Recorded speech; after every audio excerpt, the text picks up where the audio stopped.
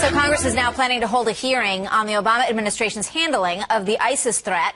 The House Foreign Affairs Committee calling for Secretary of State John Kerry to come to them and to brief the lawmakers on the White House's plan of action against this terror group. California Republican Ed Royce is the chairman of that committee, and he joins us now. Congressman, good morning. Good to have you here with us. Good morning. Thank you. So what do you want to ask John Kerry?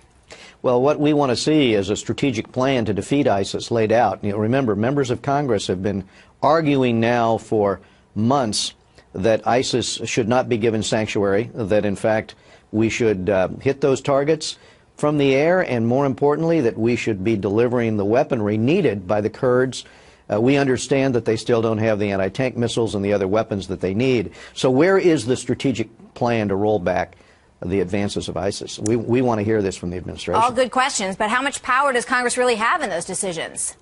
Well, I think we have considerable ability to influence this, but I think it also drives the argument. When the American public realize that it's been years now that ISIS has been building this support, and at the same time when you hear the president say that we're going to lead from behind or that this is the JV team, it's important to lay out the fact before the American public that this is a terrorist organization that's militarily stronger and has more resources at its disposal than al-Qaeda.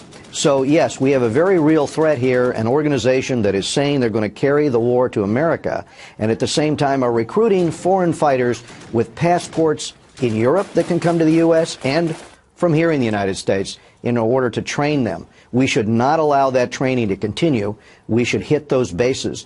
And the president should lay out a plan to do that. We need to lead on this and bring other coalition partners with us. You bring up great points about homeland security, and I'm wondering if your committee will have questions for John Kerry about what our status is here, what we should be doing here at home to clamp down in terms of who comes in and goes out of the country. David Cameron made it very clear that they are going to input a temporary rule that would allow them to yank passports from people that they suspect. Should we have a rule like that here as well?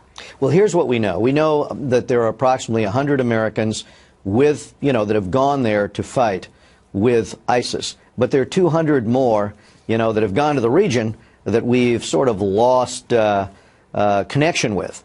We definitely should have a system to be monitoring and to be aware and to be able to block those who have gotten training from ISIS who could come back to the United States. Our secondary problem is that we have 2,000 Europeans. Let me just jump in on that first point, though, if I may. Pardon me, but because I want to go back to that.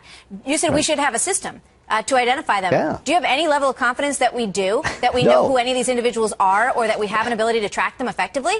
I know that we have not taken the steps necessary for our security. And I think this is one of the important things that we need to lay out. And Americans should understand that there are 2,000 foreign fighters from Europe that have passports who can, travel back to the capitals of Europe and then travel here to the United States. And we have got to get a handle on this threat, because we will be visited by people who will have been taught how to make bombs and how to carry out terrorist attacks. That's what's going on. Yeah. That's what ISIS is doing. We have all these terror watch lists, and I would be very curious to know what John Kerry would say about those. Are these individuals on our watch list? Are they on our no-fly lists? And what's being done? Is there a special task force? We've heard nothing, really, about a ramped-up effort in light of this new threat.